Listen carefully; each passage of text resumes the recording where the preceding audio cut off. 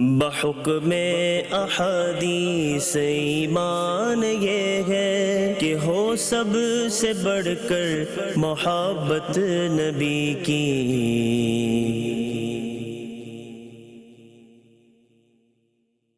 الحمدللہ رب العالمین والصلاة والسلام علی خاتم النبیین، اما بعد فاعوذ باللہ من الشیطان الرجیم، بسم اللہ الرحمن الرحیم۔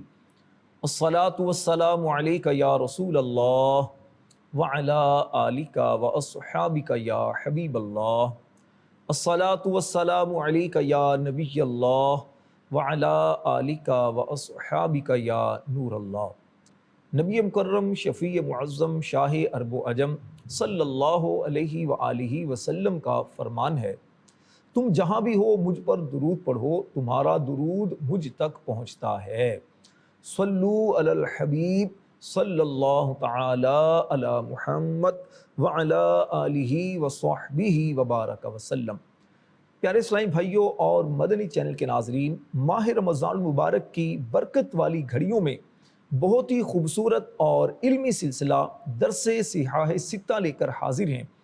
اس پروگرام کے اندر نبی پاک علیہ الصلوۃ والسلام کی احادیث طیبات کو ہم سنتے ہیں، اور خاص طور پر احادیث کریمہ کی 6 مشہور کتابیں جنہیں صحاح ستہ کہا جاتا ہے، اس سے ایک حدیث پاک، اس کی شرح اور اس سے حاصل ہونے والے مدنی پھولوں پر ہم گفتگو کرتے ہیں۔ صحاح ستہ سے مراد 6 کتابیں ہیں جنہیں صحیح بخاری، صحیح مسلم، سنن ترمذی، سنن ابن ماجہ، سنن نسائی اور سنن ابی داؤد کے نام سے یاد کیا جاتا ہے۔ آج جو میں حدیث پاک آپ کے سامنے پیش کروں گا، یہ ہے صحیح مسلم کی حدیث پاک۔ امام مسلم رحمۃ اللہ علیہ صحیح مسلم کی کتاب التوبہ کے باب سعۃ رحمت اللہ میں ایک حدیث پاک نقل فرماتے ہیں۔ حضرت سیدنا سلمان رضی اللہ تعالی عنہ سے روایت ہے، قال رسول اللہ صلی اللہ علیہ وآلہ وسلم، نبی کریم رؤوف الرحیم صلی اللہ علیہ وآلہ وسلم نے ارشاد فرمایا، ان اللہ خلق یوم خلق السماوات والارض 100 رحمہ۔ آقا کریم علیہ السلام نے فرمایا کہ اللہ پاک نے زمین و آسمان کی پیدائش کے دن 100 رحمتیں پیدا فرمائیں، کل رحمت طباقا ما بین السماء والارض۔ فرمایا ہر رحمت زمین و آسمان کے درمیان تہ در تہ رکھی گئی ہے۔ فجعل منہا فی الارض رحمہ، ان میں سے ایک رحمت زمین پر نازل ہوئی۔ فَبِهَا تَعْطِفُ الْوَالِدَةُ عَلَى وَلَدِهَا وَالْوَحْشُ وَالطَّيْرُ بَعْضُهَا عَلَى بَعْضٍ۔ فرمایا اسی رحمت سے والدہ اپنی اولاد پر، وحشی درندے اور پرندے ایک دوسرے پر مہربان ہوتے ہیں۔ فَإِذَا كَانَ يَوْمُ الْقِيَامَةِ أَكْمَلَهَا بِهَذِهِ الرَّحْمَةِ، جب قیامت کا دن ہوگا تو اللہ پاک اس رحمت کو دوسری 99 رحمتوں میں ملا کر 100 مکمل فرما دے گا، اور بروز قیامت اس سے اپنے بندوں پر رحم فرمائے گا۔ سبحان اللہ، سبحان اللہ۔ مولانا حسن رضا خان رحمۃ اللہ علیہ امام اہل سنت کے بھائی جان کیا خوب کہتے ہیں، اس بے کسی میں دل کو میرے ٹیک لگ گئی، اس بے کسی میں دل کو میرے ٹیک لگ گئی، شہرا سنا جو رحمت بے کس نواز کا، تو بے حساب بخش کہ ہیں بے شمار جرم، مولا تو بے حساب بخش کہ ہیں بے شمار جرم، دیتا ہوں واسطہ تجھے شاہ حجاز کا۔ آمین۔ اس کا مطلب یہ ہے کہ پریشانی اور لاچاری کے عالم میں میرے دل کو اس وقت حوصلہ مل گیا جب میں نے اللہ پاک کی رحمت کا چرچا سنا۔ اے میرے رب، میرے جرم بے حساب ہیں، تجھے شاہ حجاز مکی مدنی سرکار صلی اللہ علیہ وسلم کا واسطہ مجھے بے حساب بخش دے۔ اللہ تبارک و تعالی ہم سب کی بلا حساب و کتاب بخشش فرمائے۔ میرے پیارے اسلامی بھائیوں اور مدنی چینل کے ناظرین، ابھی جو آپ نے حدیث پاک سنی، جس حدیث پاک میں یہ بیان فرمایا گیا کہ اللہ تبارک و تعالی نے جب آسمان و زمین کو پیدا فرمایا تو اس وقت 100 رحمتوں کو بھی پیدا فرمایا، اور فرمایا کہ مخلوق آپس میں ایک دوسرے سے جو محبت کرتی ہے یہ اس ایک رحمت کی وجہ سے ہے جو ایک رحمت اللہ پاک نے زمین پر نازل فرمائی۔ اس حدیث پاک سے ایک بات تو یہ پتہ چلی کہ مخلوق میں ایک دوسرے پر شفقت اور رحم کرنے کا جذبہ اللہ پاک کا پیدا کیا ہوا ہے۔ یعنی اللہ پاک کسی بندے کے دل میں اگر رحم پیدا کرتا ہے، کسی بندے کے دل میں شفقت پیدا کرتا ہے، کسی کا دل نرم کرتا ہے تو وہ نرم دل ہو جاتا ہے اور دوسروں پر بھی وہ مہربان ہوتا ہے، دوسروں کی غلطیوں سے درگزر کرتا ہے، دوسروں پر جو شفقت کا برتاؤ کرتا ہے، یہ اسی رحمت کا فیضان ہے۔ دوسری بات یہ پتہ چلی کہ اللہ پاک کی بے شمار قسم کی مخلوقات ہیں اور ہر قسم کی مخلوقات کے افراد کا اندازہ لگانا یہ انسانی طاقت سے باہر ہے۔ تفسیر عزیزی کے مطابق اللہ پاک نے 18,000 قسم کی مخلوقات کو پیدا کیا ہے۔ ایک انسان ہیں، جنات ہیں، اسی طرح فرشتے ہیں اور نہ جانے کیسی کیسی اللہ پاک کی مخلوق ہے۔ یہ اللہ جانتا ہے کہ اس نے کیسی کیسی مخلوقات پیدا فرمائی ہیں اور کتنی مخلوقات پیدا ہوں گی قیامت تک۔ ان سب کی مجموعی شفقت اور رحمت کو اگر جمع کیا جائے تو اللہ کی رحمت کے مقابلے میں ان کی کوئی حیثیت نہیں ہے۔ یعنی ان سب کی رحمتوں کو جمع کیا جائے، سب کی شفقتوں کو جمع کیا جائے اور ایک اللہ کی رحمت کے مقابلے میں یہ کچھ بھی نہیں ہے۔ اللہ اپنے بندوں پر اتنا مہربان ہے۔ علماء کرام فرماتے ہیں کہ رحمت کے 100 حصے ذکر کرنے کا مقصد اللہ کی رحمت کی بے انتہا وسعت کا تصور دینا ہے۔ یعنی بندوں کو یہ بتانا ہے کہ اللہ کی رحمت بہت بڑی ہے، اور اللہ پاک کا یہ بھی فرمان تو ہے نا حدیث قدسی کے اندر کہ سبقت رحمتی علی غضبی، میری رحمت میرے غضب پر حاوی ہے۔ اللہ ہمیں اپنی رحمتوں سے حصہ عطا فرمائے۔ اسی طرح پیارے اسلام بھائیوں، ایک بات یہ بھی پتہ چلی کہ جس ذات نے اپنی ہر مخلوق میں رحم کا جذبہ رکھا ہے، یہاں تک کہ حیوانات، جانور، پرندے جو ہیں وہ اپنے بچوں پر اتنی شفقت کرتے ہیں کہ ان کو بچانے کے لیے اپنی جان خطرے میں ڈال دیتے ہیں، تو اس خالق کی رحمت کس قدر زیادہ ہوگی، وہ اپنے بندوں سے کتنی محبت فرماتا ہوگا۔ یعنی اس نے جو محبت مخلوق کے دل میں رکھی ہے تو مخلوق اپنے بچوں سے محبت کا جو برتاؤ کرتی ہے، ماں مثلا اپنے بچے سے کتنی محبت کرتی ہے۔ اگر بیٹا بھوکا ہو تو ماں بے قرار ہوتی ہے، اگر بچے کسی پریشانی میں ہوں، بیماری میں مبتلا ہوں تو ماں کیسے بے قرار ہو جاتی ہے۔ ذرا غور تو کیجئے، یہ ماں کے دل میں رحم کا جذبہ کس نے رکھا ہے؟ جس رب العالمین نے ماں کے دل میں رحم کا جذبہ رکھا ہے، وہ اپنے بندوں پر کتنی رحمت فرماتا ہے، اس سے اندازہ آپ لگا سکتے ہیں۔ پیارے اسلام بھائیو، ایک بات یہ بھی یاد رکھیے کہ قیامت کے دن جس طرح اللہ تعالیٰ کے قہر و غضب کا اظہار ہوگا اور اس کی صفت عدل کا اظہار ہوگا، یعنی اللہ اپنے بندوں میں انصاف کرے گا، جو دوسروں پر ظلم کرنے والے ہیں ان کے اور مظلوموں کے درمیان انصاف کیا جائے گا۔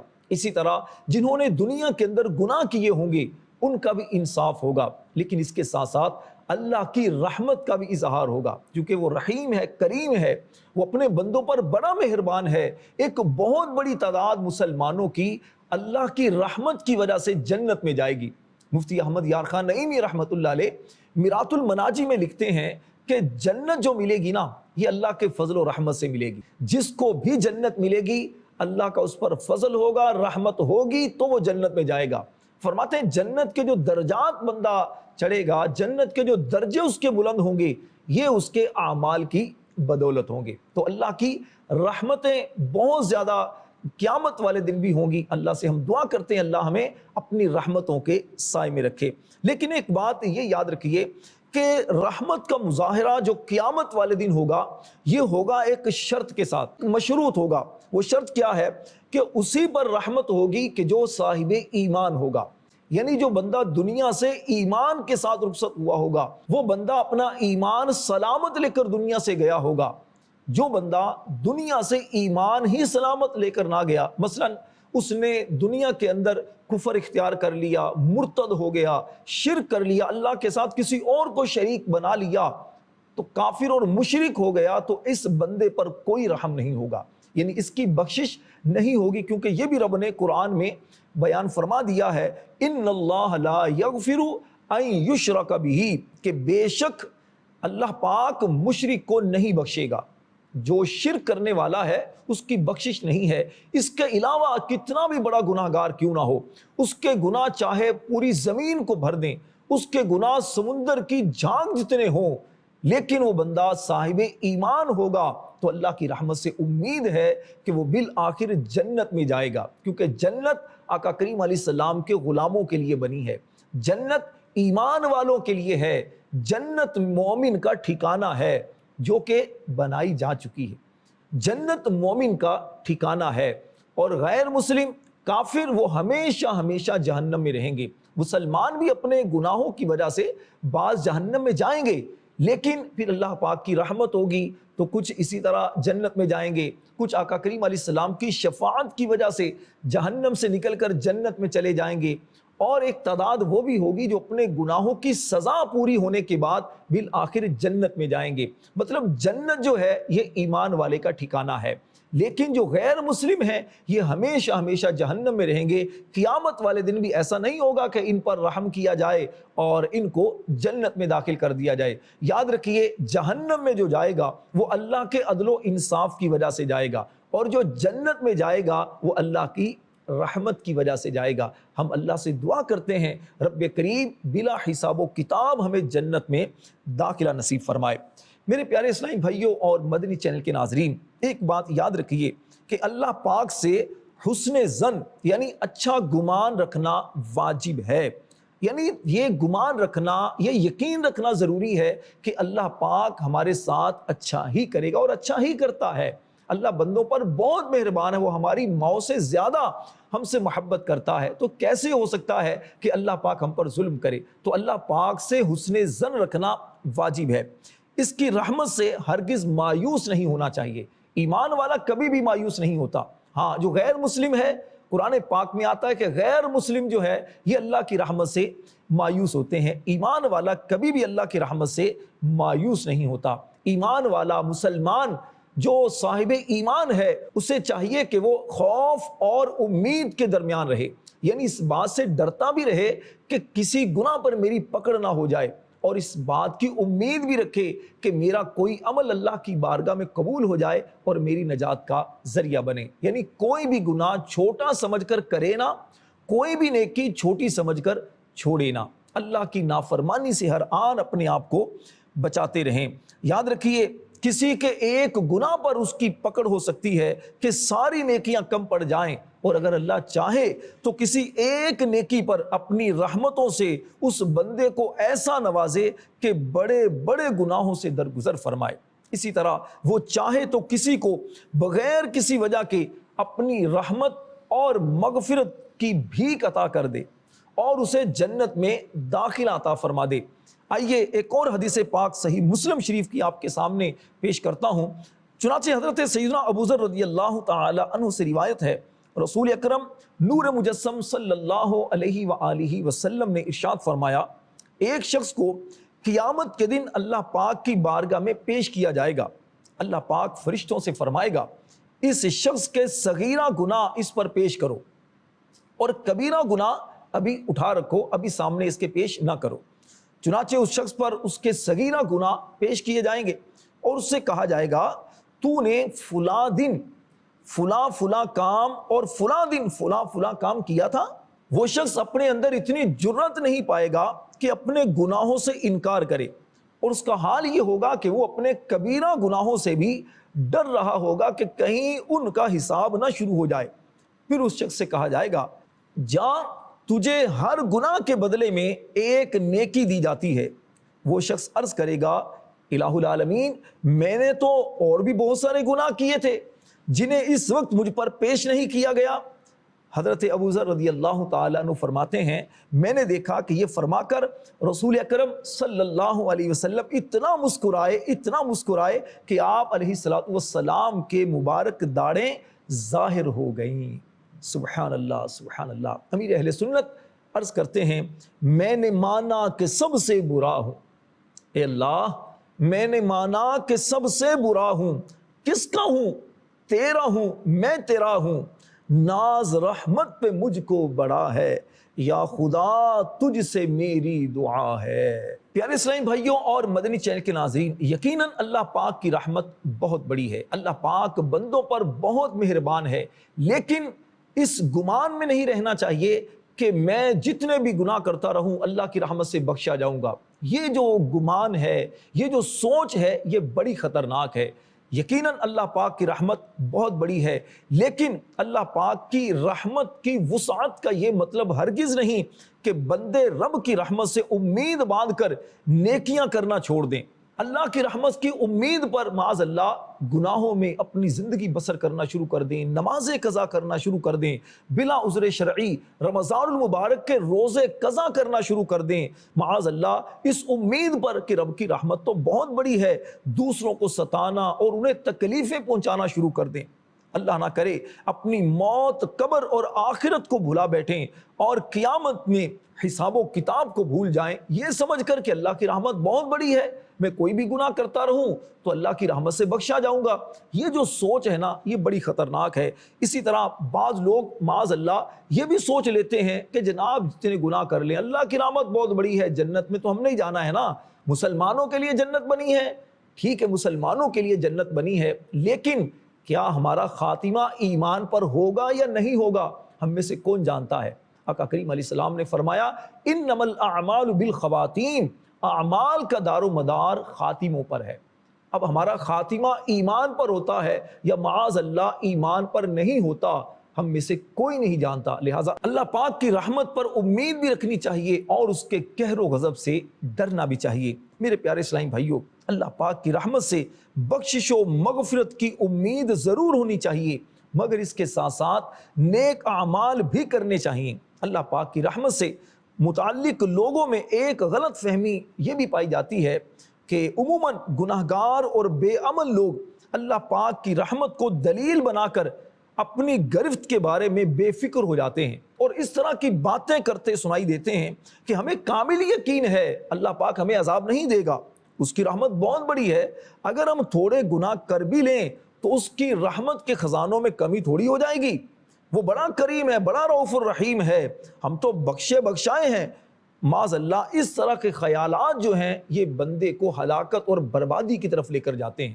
یہ جو خیالات ہیں یہ بندے کو گناہوں کی طرف لے کر جاتے ہیں، گناہوں پر جریب کرتے ہیں، گناہوں پر دلیر کرتے ہیں، تو ہمیں یہ گمان نہیں رکھنا۔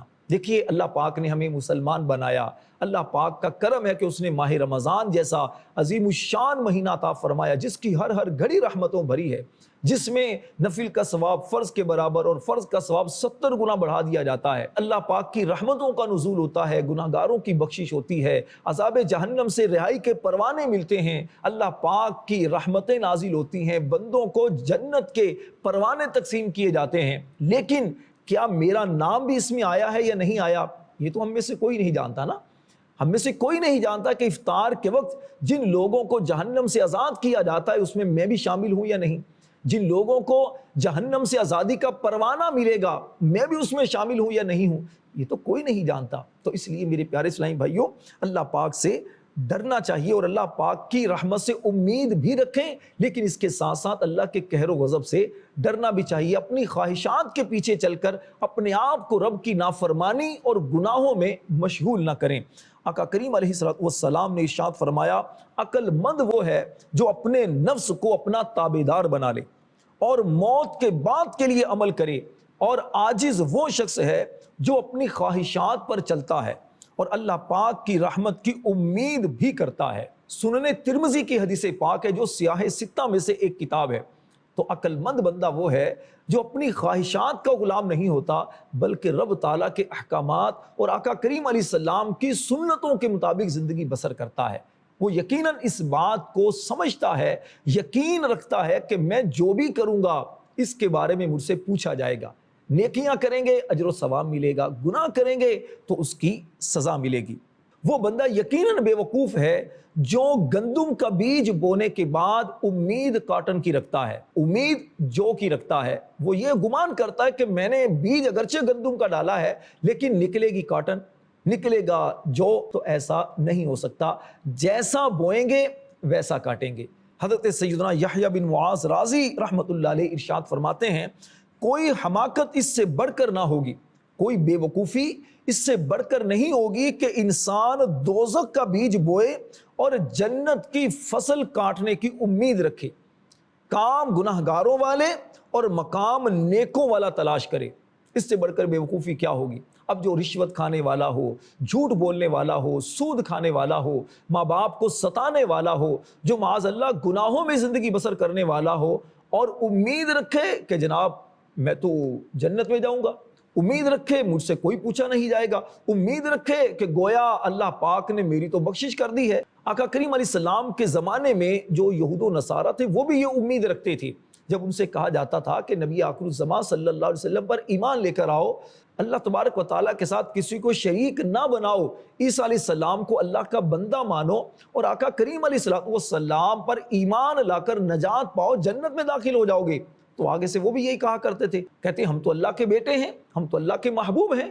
تو ان سے فرمایا گیا کہ اللہ تبارک و تعالیٰ کے تم محبوب ہو یا نہیں ہو یہ تو تمہارا کہنا ہے نا، لیکن اللہ نے تمہیں اپنا محبوب تو نہیں بنایا، تمہیں کیسے پتا چلے گا کہ واقعی تم اللہ کے محبوب ہو، اللہ کے پیارے بن سکتے ہو؟ تو اس کے لیے ان کو ایک ہی طریقہ بیان کیا گیا، وہ کیا؟ وہ آقا کریم علیہ السلام کی زبان فیض ترجمان سے قرآن کریم کی آیات کی صورت میں ان کو بیان کیا گیا۔ اللہ تبارک و تعالیٰ فرماتا ہے قُلْ إِن كُنْتُمْ تُحِبُّونَ اللَّهَ فَاتَّبِعُونِي، اے محبوب تم فرماؤ اگر تم اللہ سے محبت کرتے ہو تو فَاتَّبِعُونِی، میری پیروی کرو، یحببکم اللہ، اللہ تمہیں محبوب بنا لے گا، ویغفر لکم ذنوبکم، اور تمہارے گناہوں کو بخش دے گا۔ پتہ چلا اللہ کا محبوب بننا ہے، اللہ سے بخشش کا پروانہ لینا ہے، اللہ کا پیارا بننا ہے، اللہ کی رحمتوں سے حصہ اگر پانا ہے تو آقا کریم علیہ السلام کے بتائے ہوئے طریقے کے مطابق زندگی گزارنا ہوگی، نبی پاک علیہ السلام کی سنتوں پر عمل کرنا ہوگا، تو پھر ہی اللہ پاک کی رحمتوں سے حصہ ملے گا۔ اللہ کی رحمت یقیناً ہر ایک کے لیے ہے، لیکن جو نیک بندے ہوتے ہیں وہ اللہ کی رحمت کے قریب ہوتے ہیں۔ اللہ پاک ارشاد فرماتا ہے ان رحمت اللہ قریب من المحسنین، بے شک اللہ کی رحمت نیکوکاروں کے قریب ہے۔ تو نیک بنیے، اپنے عمل کو اچھا کیجئے اور اپنے گناہوں سے سچی توبہ کیجئے، اور اس کے بعد اللہ پاک کی رحمت سے امید بھی رکھیے، انشاءاللہ وہ کریم ہے، وہ غفور ہے، بخشنے والا ہے، رحیم اس کی صفت ہے، وہ بندوں پر رحم کرنے والا ہے۔ اللہ کی بارگاہ میں رو رو کر جب دعا کریں گے تو انشاءاللہ ضرور دعائیں قبول ہوں گی، ضرور رحمتوں سے حصہ ملے گا۔ پیارے اسلامی بھائیوں، رحمت الہی سے امید باندھنے کے ساتھ ساتھ گناہوں سے بچنا اور نیک اعمال میں مصروف رہنا یہ بھی ضروری ہے۔ گناہوں کے باوجود رحمت الہی سے بخشش کی امید رکھنے کا نقصان یہ ہوتا ہے کہ انسان گناہوں پر دلیر ہو جاتا ہے، گناہ کے بعد شیطان کی جانب سے اسی طرح کی میٹھی میٹھی باتیں قبول کرنے کی عادت پچھلے گناہوں پر ندامت کی بجائے آئندہ گناہ کرنے کی جرأت پیدا ہو جاتی ہے۔ یعنی ہونا تو یہ چاہیے کہ اگر گناہ ہو جائے تو بندہ شرمندہ ہو جائے، اللہ کی بارگاہ میں توبہ کرے کہ یا اللہ مجھ سے غلطی ہو گئی ہے، گناہ ہو گیا ہے، میں معافی مانگتا ہوں، توبہ کرتا ہوں۔ لیکن اب جس بندے کے اندر جرأت پیدا ہو جاتی ہے کہ میں نے اتنے گناہ کیے، پہلے کون سا مجھے کچھ ہو گیا، پہلے کون سی مجھ پر کوئی ایسی آفت نازل ہو گئی، تو معاذ اللہ اب وہ اپنے گمان کے اندر یہ سمجھ بیٹھتا ہے کہ گناہ کرتے رہیں تو اس سے کوئی بڑا مسئلہ نہیں ہوتا۔ حالانکہ گناہ کرنے کا سب سے بڑا نقصان کیا ہوتا ہے کہ بندہ اللہ کی رحمت سے دور ہو جاتا ہے۔ اللہ کی نافرمانی کے اندر یقیناً بھلائی نہیں ہے، گناہ کرنے سے بندے کا دل سیاہ ہو جاتا ہے، کالا ہو جاتا ہے، بلیک ہو جاتا ہے، اور جب دل پر سیاہی آ جاتی ہے تو اب نیکی کی بات اس پر اثر نہیں کرتی، نہ نماز پڑھنے کو دل کرتا ہے، نہ قرآن پڑھنے کو دل کرتا ہے، نہ ہی روزے رکھنے کو دل کرتا ہے، نیکی کو وہ بوجھ سمجھنا شروع کر دیتا ہے۔ اور جو بندہ گناہ سے بچ کر نیکیاں کرتا ہے، اللہ سے سچی توبہ کر لیتا ہے، تو پھر نیکیاں کرنے میں اسے لطف آتا ہے، مزہ آتا ہے۔ آپ ذرا غور تو کیجئے، اللہ پاک کے جو نبی ہیں، انبیاء کرام علیہ السلام اور صحابہ کرام، اولیاء اعظام، یہ وہ لوگ ہیں کہ ان سے زیادہ اللہ کی رحمت کا کون حقدار ہو سکتا ہے؟ یہ وہ خوش نصیب حضرات ہیں کہ ان سے زیادہ کس کو اللہ کی رحمت پر یقین ہو سکتا ہے؟ اس کے باوجود انبیاء کرام علیہ السلام، صحابہ کرام، اولیاء کاملین کی اگر مبارک زندگیوں کو دیکھا جائے تو یہ لوگ عبادت و تلاوت اور نیک اعمال کی کثرت میں سستی نہیں کرتے تھے، بلکہ عبادت میں اضافہ کر دیتے تھے۔ اب ذرا غور کیجئے، آقا کریم علیہ الصلوۃ والسلام معصوم نبی ہیں، یعنی آپ کے صدقے جنت ملے گی. اور آقا کریم علیہ السلام کا مبارک عمل کیا ہوا کرتا تھا، آپ ساری ساری رات بعض اوقات عبادت کرتے، اتنی عبادت کرتے کہ حدیث میں آتا ہے حتیٰ تورمت قدماہ، یہاں تک کہ مبارک پاؤں سوج جاتے، ان پر ورم آ جاتا. سیدہ عائشہ صدیقہ رضی اللہ تعالی عنہا نے ایک بار عرض کیا کہ یا رسول اللہ صلی اللہ علیہ وسلم، آپ اتنی تکلیف کیوں برداشت کرتے ہیں، اتنا تکلف کیوں کرتے ہیں عبادت کے اندر، حالانکہ اللہ نے آپ کے صدقے آپ کے اگلوں کے گناہ بھی بخش دیے ہیں، آپ کے پچھلوں کے گناہ بھی بخش دیے ہیں. تو آقا کریم علیہ السلام نے فرمایا کہ افلا اکون عبدا شکورا، کیا میں اپنے رب کا شکر گزار بندہ نہ بنوں؟ میرے پیارے اسلامی بھائیوں اور مدنی چینل کے ناظرین، اللہ تبارک و تعالیٰ کی رحمتوں کے قربان، اس کی رحمت بہت بڑی ہے، اپنے بندوں پر وہ بہت مہربان ہے. اللہ پاک قرآن پاک میں فرماتا ہے وَرَحْمَتِي وَسِعَتْ كُلَّ شَيْءٍ، اور میری رحمت ہر چیز کو گھیرے ہوئے ہے. پیارے اسلامی بھائیوں، ویسے تو اللہ پاک کی بہت ساری صفات ہیں، وہ علیم ہے، وہ قدیر ہے، وہ غفور ہے. اس کی ایک صفت رحمت بھی ہے، وہ رحیم ہے، بندوں پر بہت مہربان ہے، وہ رحم فرماتا ہے. تو اس کی رحمت کی وجہ سے ہم زندہ ہیں، اس کی رحمت کی وجہ سے ہم ایک دوسرے سے محبت کرتے ہیں. آپ سب کو دعوت دوں گا، الحمدللہ دعوت اسلامی کا دینی ماحول ہمیں یہی سوچ فراہم کرتا ہے. دعوت اسلامی کے دینی ماحول میں آنے کے بعد الحمدللہ نیکیوں کا رنگ چڑھتا ہے. دعوت اسلامی کے مدنی ماحول میں الحمدللہ نمازوں کا جذبہ ملتا ہے، قرآن کی تلاوت کا جذبہ ملتا ہے، بزرگوں کا ادب اور احترام کرنے کا جذبہ ملتا ہے، اور اس کے ساتھ ساتھ خوف خدا، عشق رسول اور آقا کریم علیہ السلام کی سنتوں پر عمل کرنے کی نہ صرف ترغیب ملتی ہے بلکہ انسان سنتیں اپنانے والا بن جاتا ہے. اللہ پاک دعوت اسلامی کے دینی ماحول میں ہم سب کو استقامت عطا فرمائے، آمین بجاہ النبی الامین صلی اللہ علیہ وسلم. بحکم احادیث ایمان یہ ہے کہ ہو سب سے بڑھ کر محبت نبی کی.